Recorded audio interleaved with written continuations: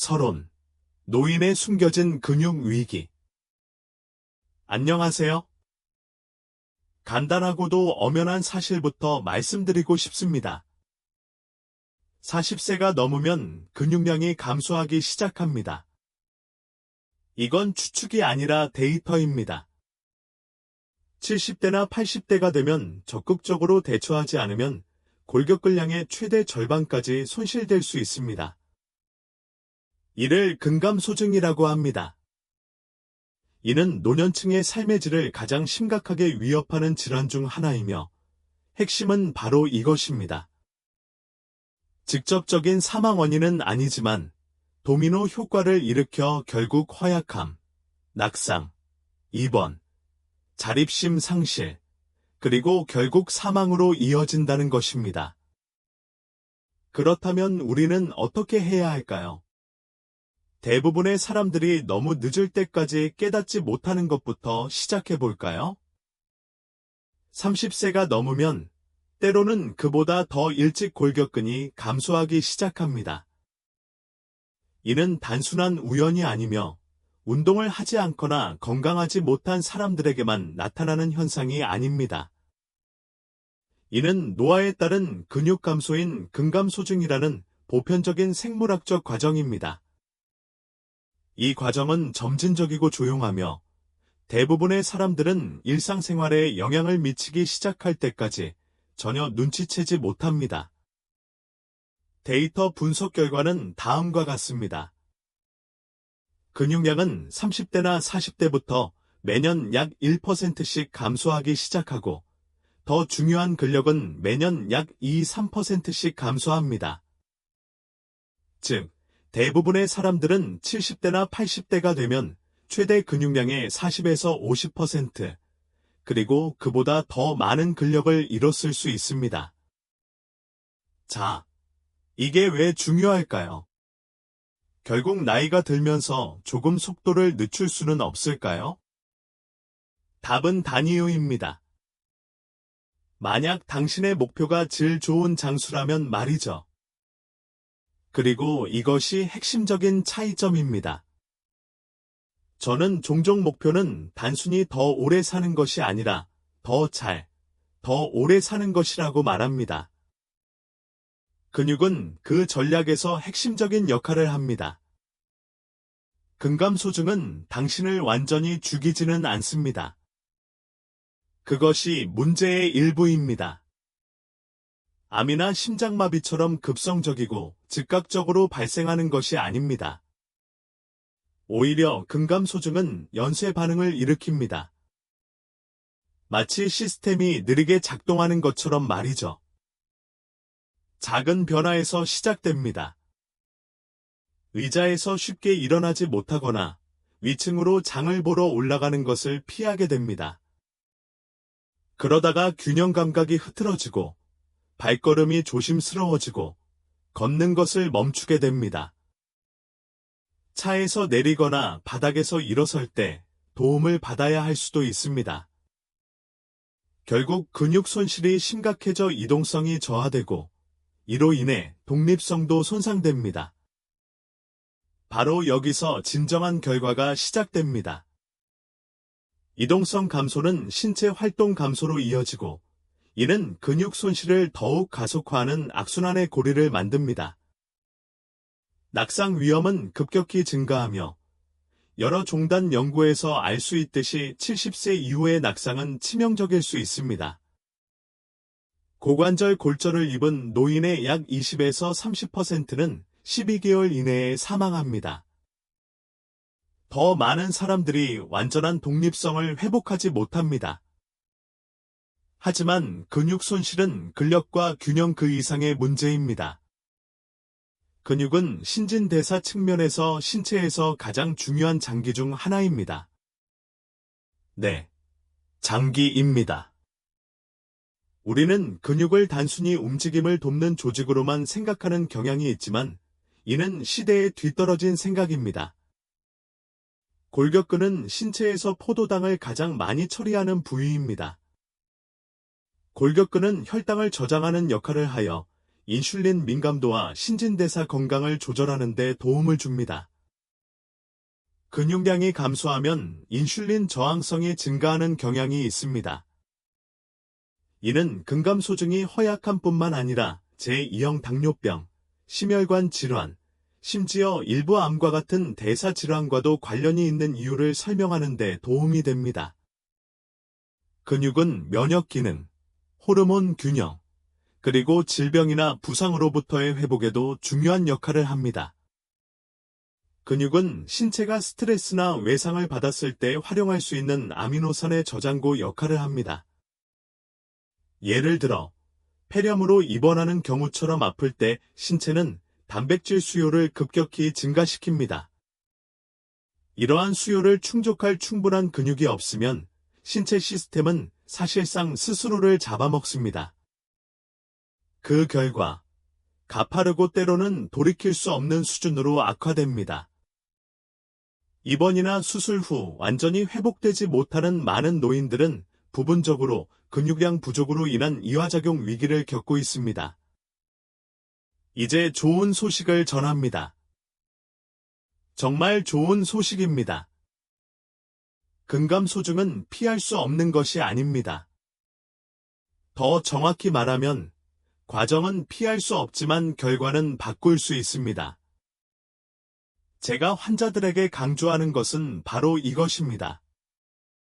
노화를 멈출 수는 없지만 노화 방식은 바꿀 수 있습니다.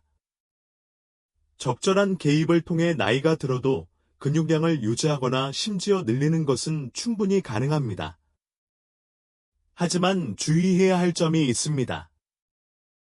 효과적인 개입의 기회는 대부분의 사람들이 생각하는 것보다 일찍 끝나기 시작합니다. 70세가 될 때까지 근력 운동이나 단백질 최적화에 대해 생각하는 것은 65세의 은퇴 자금을 투자하려는 것과 같습니다.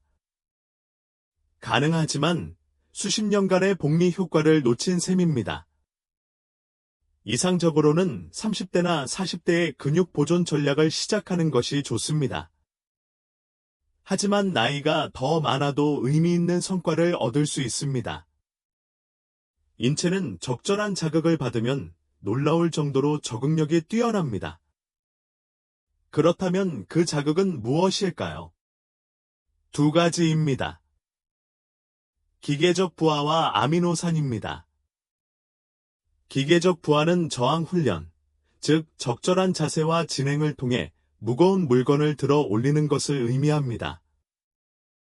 아미노산은 단백질, 특히 근육 단백질 합성을 자극할 수 있는 고품질이 류신이 풍부한 단백질을 의미합니다.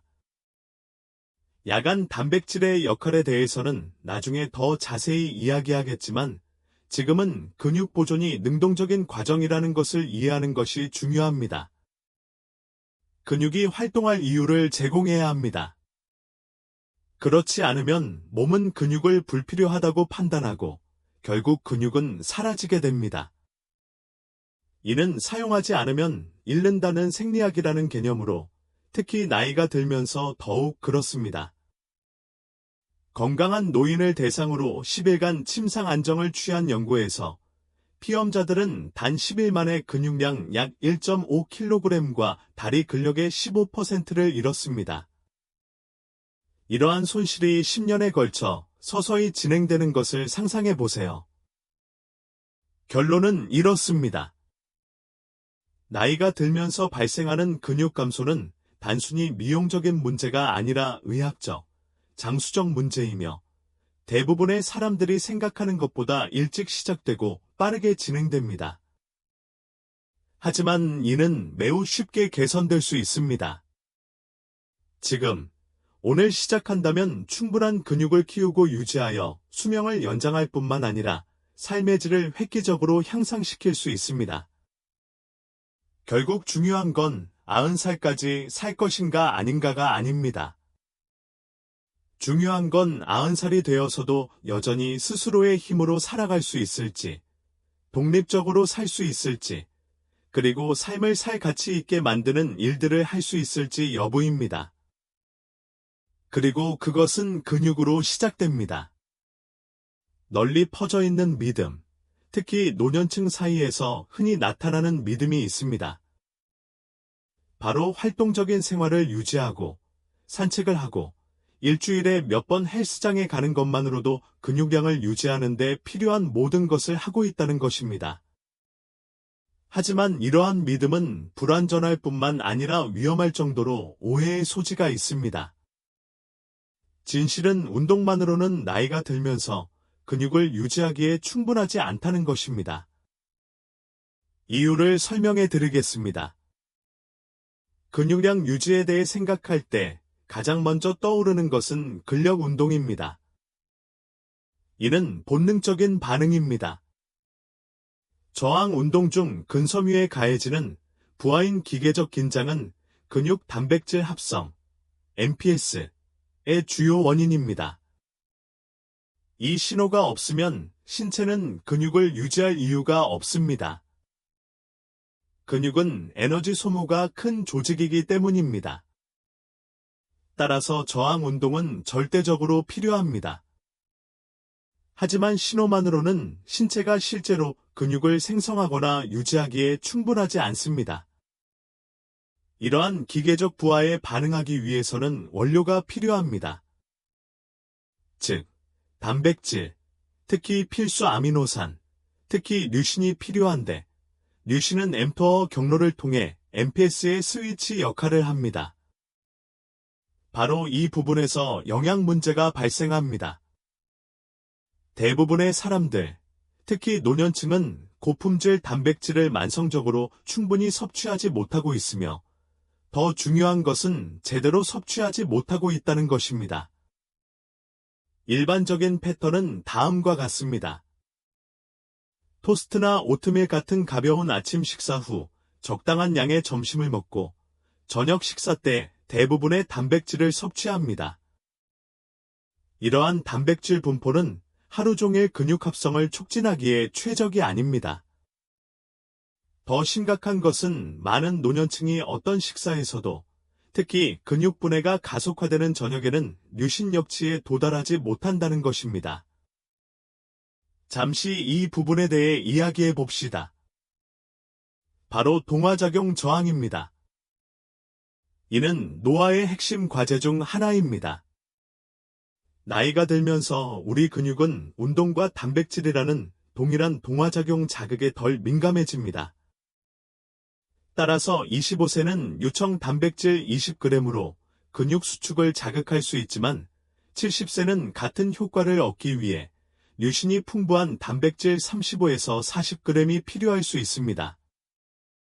이 말의 의미는 매우 중요합니다. 노인은 단백질을 더 많이 섭취해야 할 뿐만 아니라 단백질 합성을 위한 역치를 넘을 만큼 충분한 양을 매 식사 시마다 섭취하여 효율적으로 분배해야 합니다. 사실 가장 큰 오해 중 하나는 일일 총 단백질 섭취량만이 중요하다는 것입니다. 사실 특히 근육 유지를 위해 더 중요한 것은 하루 동안 단백질을 어떻게 섭취하고 분배하며 운동 시간대에 맞춰 섭취량을 조절하는 것입니다. 2015년 무작위 임상시험 결과 아침, 점심, 저녁으로 단백질을 균등하게 분배했을 때 식사당 약 30g, 총 단백질 섭취량이 동일하더라도 편향된 분포에 비해 24시간 MPS가 유의미하게 더 높은 것으로 나타났습니다. 또 다른 중요한 점은 훈련 시간대에 맞춰 단백질 섭취를 조절하면 근육 생성 반응이 향상된다는 것입니다. 젊은 사람들은 훈련 후 비교적 넓은 동화작용 시간대를 보입니다. 하지만 노년층은 그 시간대가 더 좁아지고 영양 지원에 민감한 저는 환자들에게 훈련 후 한두 시간 이내에 풍부하고 유신이 풍부한 단백질을 섭취하도록 권장합니다. 그리고 잠자리에 들기 전에도 한 번 더 섭취하도록 권장합니다. 잠자리에 들기 전에는 이에 대해 곧 더 자세히 설명하겠습니다. 하지만 여기에는 더 심각한 문제가 있습니다.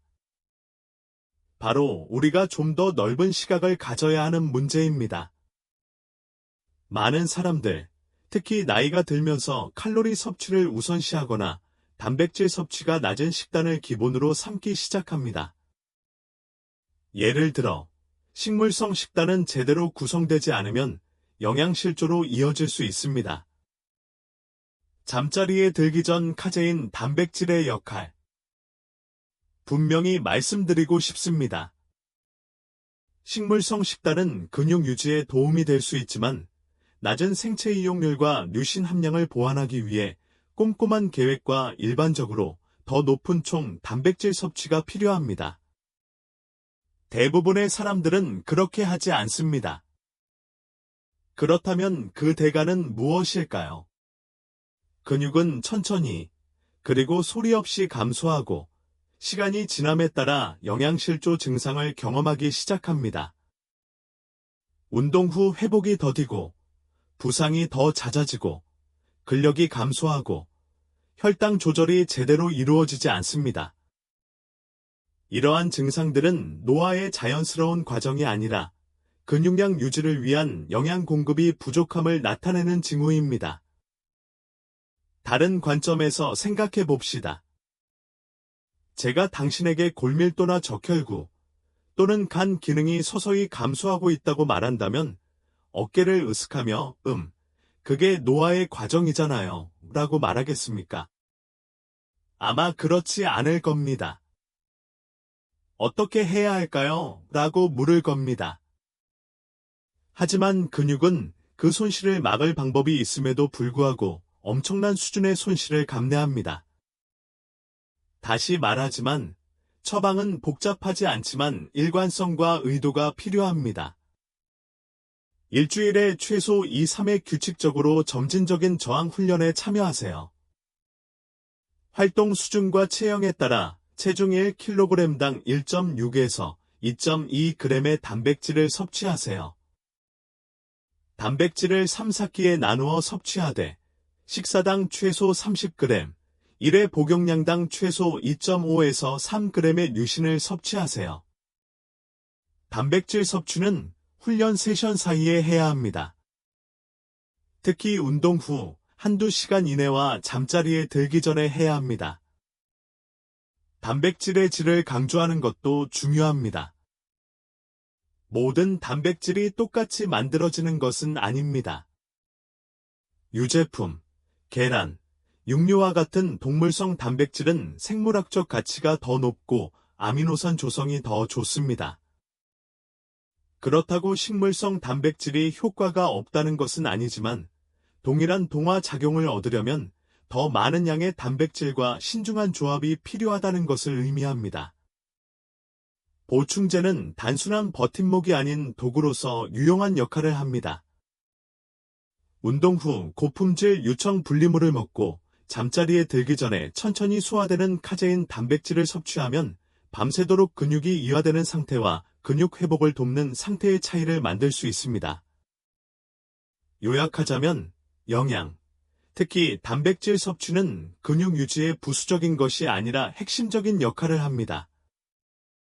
운동은 신호를 생성하고 단백질은 근육을 구성하는 기본 요소를 제공합니다. 이 두 가지가 모두 없다면 시스템은 제대로 작동하지 않습니다. 마치 청사진은 있지만 벽돌은 없는 집을 짓는 것과 같습니다. 근육 유지는 시간과의 싸움이지만 적절한 운동과 적절한 영양을 병행한다면 승리할 수 있습니다. 둘 중 하나만 없으면 동전 던지기와 같습니다. 둘을 합치면 전략이 되고 그것이 바로 의학이며 장수입니다. 매일 생리 기능이 현저히 이완되는 시기가 있습니다. 즉, 신체가 조직을 만드는 것보다 분해하는 경향이 더 크다는 뜻입니다.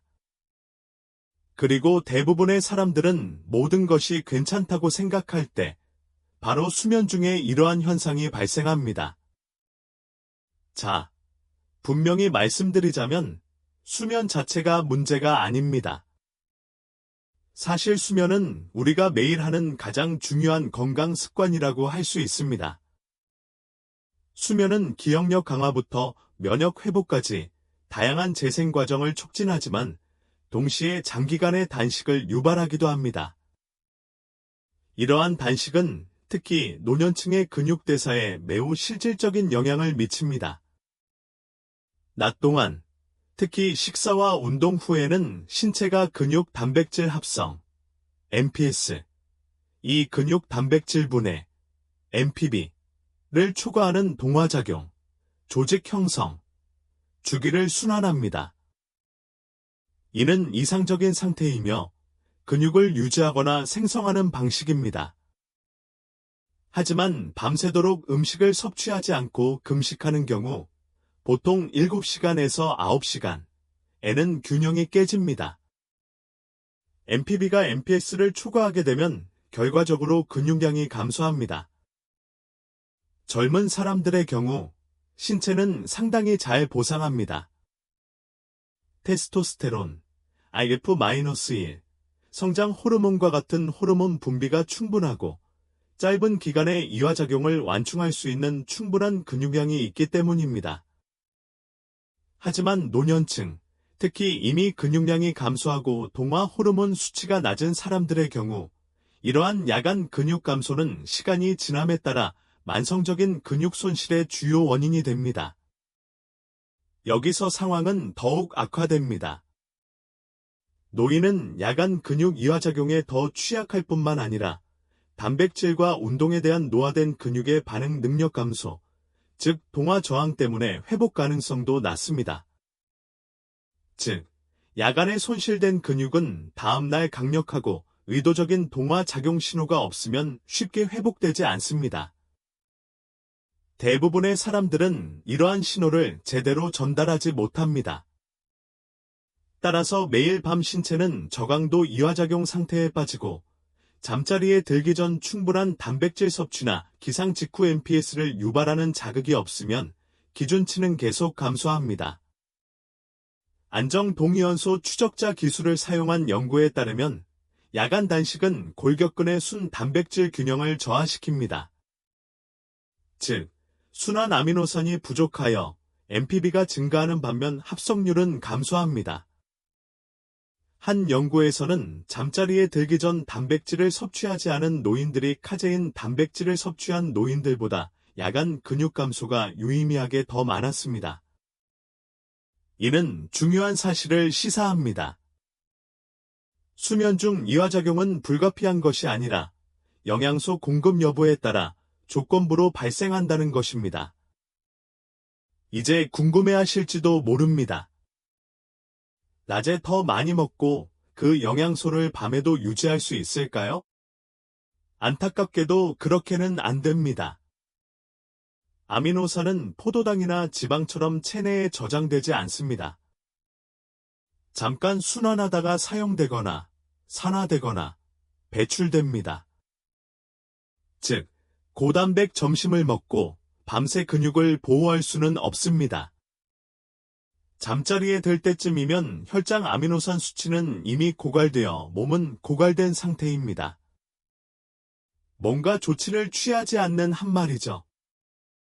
이제 단백질 섭취 타이밍, 특히 수면 전 단백질 섭취에 대해 이야기해 보겠습니다. 이 전략은 임상 영양학 및 운동과학 문헌에서 점점 더 주목을 받고 있습니다.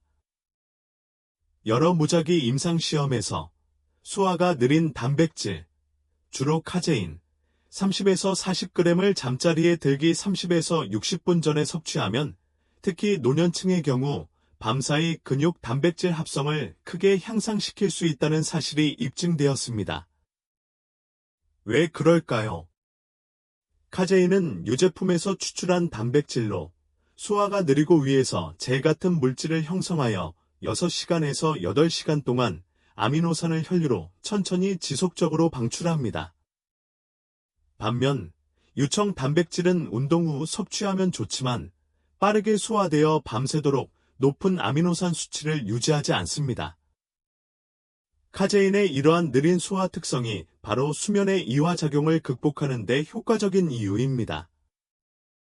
카제인은 영양 공급원 역할을 하여 밤새도록 근육에 류신과 기타 필수 아미노산을 공급합니다. 그 결과 단백질 균형이 마이너스에서 중립, 심지어 약간 플러스로 바뀌어 큰 효과를 볼 수 있습니다. 그리고 그 증거는 실험실 연구에만 국한되지 않습니다. 2012년에 발표된 한 임상시험에서 스포츠와 운동의 의학과 과학 잠자리에 들기 전 카제인 40g을 섭취한 노년 남성은 섭취하지 않은 남성에 비해 야간 MPS 비율이 유의미하게 높았습니다. 후속 연구에서는 젊은 성인과 노년 성인 모두에서 이러한 결과가 재현되어 순 단백질 균형이 개선되고 제지방량 유지율이 증가했으며 경우에 따라서는 시간이 지남에 따라 근력과 기능이 향상되는 것으로 나타났습니다. 잠자리에 들기 전 카제인 한 스푼 정도면 충분하다고 생각할 수 있지만 몇 달, 몇 년 동안 적용해보면 그 효과는 엄청납니다. 매일 밤 순 근육 손실을 아주 조금이라도 줄일 수 있다면 그 누적된 효과는 근육 보존력 향상, 인슐린 민감도 개선, 낙상 위험 감소, 그리고 궁극적으로 노년기에 더 큰 기능적 독립성으로 이어집니다. 이제 흔한 걱정거리 하나를 짚어보겠습니다. 잠자리에 들기 전 단백질 섭취가 수면을 방해하거나 지방 증가로 이어지지 않을까요? 단백질 섭취에 집중하고 총 칼로리를 조절한다면 답은 단이유입니다. 실제로 여러 임상 시험에서 수면 전 단백질 섭취는 수면의 질을 저하시키지 않고 오히려 밤사이 회복을 더 잘 도울 수 있다는 것이 입증되었습니다. 더욱이 단백질은 열 생성 효과가 뛰어나고 근육량 증가에도 도움이 되므로 실제로 휴식기 대사율에 긍정적인 영향을 미칩니다. 잠자리에 들기 전 단백질 섭취가 지방 증가로 이어진다는 생각은 시대에 뒤떨어진 것이며 특히 이와 작용기에 근육을 보존하는 것이 목표일 때 더욱 그렇습니다. 그렇다면 실질적인 결론은 무엇일까요? 50세 이상, 특히 60세 이상이라면 잠자리에 들기 1시간 이내에 카제인 단백질 30에서 40g을 섭취하는 것을 강력히 고려해야 합니다. 이 간단한 조치만으로도 밤사이 신진대사가 분해되는 것을 막고 보존하거나 심지어 약간의 이득을 얻는 것으로 전환할 수 있습니다. 이는 작은 행동이지만 투자 대비 엄청난 수익을 가져다 줍니다. 장수, 특히 수명뿐 아니라 건강 수명과 관련하여 바로 이러한 고위험군 결정이 쇠퇴와 회복력을 구분하는 기준입니다. 밤은 단순한 회복 시간이 아닙니다. 동화작용과 이화작용의 전쟁터입니다. 아무런 준비 없이 시작하면 결과는 예측 가능합니다. 하지만 적절한 영양 공급을 적절한 시기에 섭취하면 약해지지 않고 더 강해질 수 있습니다. 이것이 바로 밤 동안 근육을 유지하고 건강하게 나이 드는 비결입니다. 당신의 힘, 당신의 독립성, 잠자리에 들기 전 카제인 단백질 섭취는 유행처럼 번지는 비법이나 스포츠 영양학의 속임수가 아닙니다. 그것은 임상적인 도구이며 생리학적 원리에 부합하고 중요한 신진대사적 공백을 메우며 80대와 90대를 허약하게 맞이하는 것이 아니라 힘, 통제력, 그리고 자율성을 가지고 걸어갈 수 있도록 도와줍니다. 이것이 바로 적극적인 장수의 핵심입니다. 솔직히 말해서 행동하지 않으면 어떻게 될까요? 시간이 지남에 따라 쌓이는 사소하고 현명한 선택들, 잠자리에 들기 전 카제인 단백질 섭취가 그중 하나입니다. 제가 자주 접하는 오해가 하나 있습니다. 나이가 들면서 근육이 줄어드는 것이 미용적인 문제, 즉 미적인 문제라는 생각입니다. 예전만큼 힘이 없어요. 또는 근육이 좀 빠졌어요. 같은 말을 하는 사람들을 종종 듣습니다. 하지만 그게 정상이잖아요. 마치 거울에 비친 모습이 더 부드러워지거나 윤곽이 덜 드러나는 게 최악의 결과인 것처럼 말이죠. 하지만 이는 전혀 사실이 아닙니다. 실제로 근육량, 그리고 더 중요하게는 근육 기능은 장기적인 건강과 장수를 예측하는데 가장 중요한 바이오마커 중 하나입니다. 노화로 인한 근육 조직 감소, 즉 임상적으로 근감소증, 사어코퍼니어로 알려진 질환은 양성질환이 아닙니다. 이는 쇠퇴의 전조이자 낙상, 골절, 혈당 조절 장애, 면역 기능 장애, 입원, 심지어 사망 위험 증가를 나타내는 지표입니다. 데이터를 살펴보겠습니다. 2014년 미국 의학저널 어메리컨 저널 오브 메더선에 발표된 메타 분석에 따르면 연령, 체질량 지수, BMI, 동반 질환 등의 교란 요인을 보정한 후에도 노인의 낮은 근육량은 전체 사망률과 독립적으로 연관되어 있는 것으로 나타났습니다. 미국 노인학회 저널 오브 더 어메리컨 제리액닉스 서사이어티에 발표된 또 다른 연구에 따르면 근감소증이 있는 노인은 기능장애, 시설 입원, 조기 사망 위험이 유의미하게 높은 것으로 나타났습니다. 그리고 가장 중요한 것은 단순히 몸무게만이 아니라 근력과 파워입니다. 예를 들어 악력을 살펴보겠습니다. 이 간단하고 저기술적인 측정법은 다양한 인구 집단에서 사망률을 예측하는 가장 강력한 독립적 지표 중 하나로 부상했습니다. 17개국 14만 명 이상을 대상으로 한 표의 연구에 따르면 악력이 낮을수록 체중 5kg 감소 시 전체 사망 위험이 17% 증가하는 것으로 나타났습니다. 이는 일부 하위 집단에서 수축기 혈압보다 더 높은 예측력을 보였습니다. 생각해 보세요. 전반적인 근육 기능을 나타내는 척도인 근력계를 쥐어짜는 능력은 혈압보다 사망 위험에 대해 더 많은 것을 알려줍니다. 근육이 얼마나 중요한지 보여주는 대목이죠. 하지만 이것이 왜 그렇게 중요할까요? 그 기전은 무엇일까요? 여러 가지가 있습니다. 첫째, 근육은 포도당을 처리하는 주요 저장소입니다. 근육에는 인슐린 민감성 질루트4 수용체가 가장 많이 존재하는데 이는 식후 포도당의 대부분이 근육으로 이동한다는 것을 의미합니다. 근육량이 적으면 혈당 조절이 더 어려워지고 순환 인슐린 수치가 높아지며 인슐린 저항성, 당뇨병 전 단계, 그리고 제2형 당뇨병으로의 진행이 더 빨라집니다. 이 모든 것이 세포 수준에서 노화를 가속화합니다. 둘째, 근육은 전신염증과 면역 조절에 중요한 역할을 합니다. 골격근은 수축 시 항염증 효과를 가진 사이토카인인 마이오카인을 분비합니다. 이 마이오카인은 염증 유발 신호를 억제하고 대사 유연성을 향상시키며 면역 기능을 지원합니다. 근육량이 감소하면 이러한 보호적인 내분비 기능을 잃게 됩니다.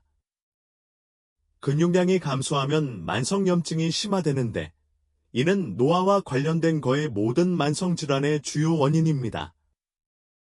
셋째, 근육은 골격의 온전함을 보호합니다. 근육 감소는 뼈에 가해지는 기계적 부하 감소를 의미하며 이는 골밀도 감소로 이어집니다. 이것이 근감소증과 골다공증이 종종 함께 나타나는 이유 중 하나입니다. 이 두 가지의 조합은 치명적입니다. 건강한 40세에게 멍이 들 수 있는 낙상 사고가 허약한 80세의 고관절을 망가뜨릴 수 있습니다. 노인의 고관절 골절 후 1년 사망률은 30%를 넘습니다. 골절 자체가 항상 치명적이기 때문이 아니라 골절이 의미하는 바, 즉 부동성, 감염, 그리고 대사 붕괴로 이어지는 전환점 때문입니다. 넷째, 그리고 이것이 매우 중요합니다. 근육은 생리적 스트레스에 대한 완충제 역할을 합니다. 병과 싸우거나 수술 후 회복하거나 입원 중 단식을 할 때 분해되는 조직입니다.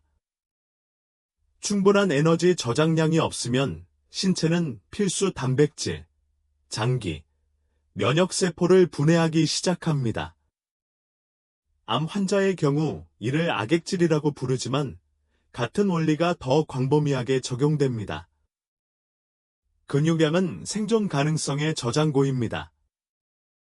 제가 환자들에게 사용하는 용어는 생리적 자본입니다. 60대와 70대에 접어들면서 최대한 많은 근육을 원하게 됩니다. 모든 질병, 모든 입원, 모든 침상 안정은 곧 인출이기 때문입니다. 계좌가 비어 있다면 회복이 어려워지는 것이고, 계좌가 튼튼하다면 회복이 가능합니다. 이는 앞서 언급한 야간 이화작용으로 다시 돌아가는 것입니다. 수면 중 근육 감소가 발생한다면 나이, 활동 부족, 영양 부족으로 인해 가속화되는 과정, 그 자본이 한 번에 1g씩 꾸준히 감소하고 있는 것입니다. 그리고 특히 중요한 야간 시간대에 그 손실을 되돌리거나 완화하기 위한 조치를 취하지 않는다면 오히려 감소 속도가 수동적으로 빨라지고 있는 것입니다. 이제 반대 상황을 상상해 보세요. 근육 보존을 최우선으로 삼았다고 가정해 봅시다. 일주일에 몇 번씩 무거운 물건을 들어 올리고 충분한 단백질을 하루 종일 골고루 섭취합니다. 잠자리에 들기 전에 카제인처럼 소화가 느린 단백질을 섭취하여 밤새도록 단식하는 동안 필요한 아미노산을 공급합니다. 숙면을 취하고 회복도 잘하며 활동적인 생활을 유지합니다. 그런 사람은 75세나 80세일지라도 독립성을 유지하고 입원을 피하고 인지 기능과 대사 기능을 유지할 가능성이 훨씬 높습니다. 운이 좋아서가 아니라 노화의 가장 중요한 조직인 골격근을 보호함으로써 생존 가능성을 높였기 때문입니다. 솔직히 말씀드리자면 허약하고 구부정하며 움직임이 느린 노인을 볼 때 저는 단순히 신체적 쇠퇴만을 보는 것이 아닙니다. 대사 위험, 낙상 위험, 면역 취약성, 미토콘드리아 용량 감소, 그리고 향후 5에서 10년 내 사망 위험의 급격한 증가를 봅니다. 근감소증은 증상이 아니라 신호이며 우리는 이를 무시하고 위험을 감수합니다. 다행히 근감소증 또한 개선 가능합니다. 근육은 적절한 운동으로 80대, 90대에도 다시 키울 수 있는 몇 안 되는 조직 중 하나입니다. 하지만 적극적으로 나서야 합니다. 약해지고 움직일 수 없을 때까지 기다릴 수는 없습니다. 충분히 먹어라 또는 활동적으로 지내라과 같은 모호한 생각에 의존해서는 안 됩니다. 노화로 인한 동화작용 저항성으로 인해 오차 범위가 줄어들기 때문에 접근 방식이 정확해야 합니다. 바로 이러한 이유로 수면 전 카제인과 같은 개입이 매우 중요합니다. 이는 노화하는 신체가 스스로를 방어할 능력이 가장 약한 바로 그 시기에 밤새 단식의 이화작용을 둔화시키는 데 사용할 수 있는 가장 효과적인 도구 중 하나입니다. 만병통치약은 아니지만 벽에 박힌 중요한 벽돌과 같습니다. 85세에도 도움 없이 바닥에서 일어설 수 있고 90세에도 개를 산책시키고 근육 감소로 시작되는 연쇄적인 쇠퇴를 피하고 싶다면 이러한 개입은 선택사항이 아니라 근본적인 것입니다. 이것이 수면과 건강 수명의 차이이며 궁극적으로는 노화를 견뎌내는 것과 그 속에서 번영하는 것의 차이입니다. 근육 손실이 단순한 미용적 문제가 아니라 대사장애를 유발하고 사망률을 예측하는 요인이라는 사실을 이해하게 되면 자연스럽게 다음과 같은 의문이 생깁니다. 우리는 이에 대해 무엇을 할 수 있을까요? 제가 진료하는 환자, 특히 50세 이상의 환자를 진료할 때 가장 효과적이면서도 제대로 평가받지 못하는 중재 중 하나는 야간 근육 이화작용을 완화하도록 설계된 체계적인 야간 프로토콜입니다. 이 프로토콜의 목표는 단순히 근육 손실을 늦추는 것이 아니라 신체 기능을 보존하고 대사 유연성을 향상시키고 궁극적으로 건강 수명을 연장하는 것입니다. 이 프로토콜이 정확히 어떤 역할을 하는지 살펴보겠습니다. 이 프로토콜의 핵심은 단백질 섭취 타이밍과 품질, 특히 잠자리에 들기 직전에 소화가 느리고 류신이 풍부한 단백질 공급원을 섭취하는 것입니다. 왜 그럴까요? 밤샘 단식, 일반적으로 7시간에서 9시간은 근육 단백질 합성, MPS, 이 감소하고 근육 단백질 분해, MPB,가 우세한 시간입니다. 이러한 불균형은 이미 동화작용 저항에 취약한 노년층을 더 깊은 이화 상태로 만듭니다. 수면 중 MPB를 완전히 없앨 수는 없지만 이 기간 동안 지속적인 아미노산 공급을 통해 MPB를 완화하고 많은 경우 수놈의 균형을 부분적으로 반전시킬 수 있습니다. 바로 이 부분에서 미셀라 카제인 단백질이 중요한 역할을 합니다. 미셀라 카제인은 두 가지 이유로 이러한 작업에 이상적인 단백질입니다. 첫째, 천천히 소화되어 위에서 젤을 형성하여 7시간에 걸쳐 아미노산을 혈류로 점진적으로 방출합니다. 둘째, 엠퍼 경로를 통해 MPS를 유발하는데 가장 강력한 아미노산인 류신이 풍부합니다. 우리가 만들고자 하는 것은 MPS가 밤새도록 지속되는 대사 상태입니다.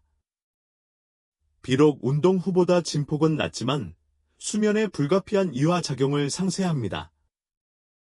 프로토콜을 구성하는 방법은 다음과 같습니다. 단백질 복용량.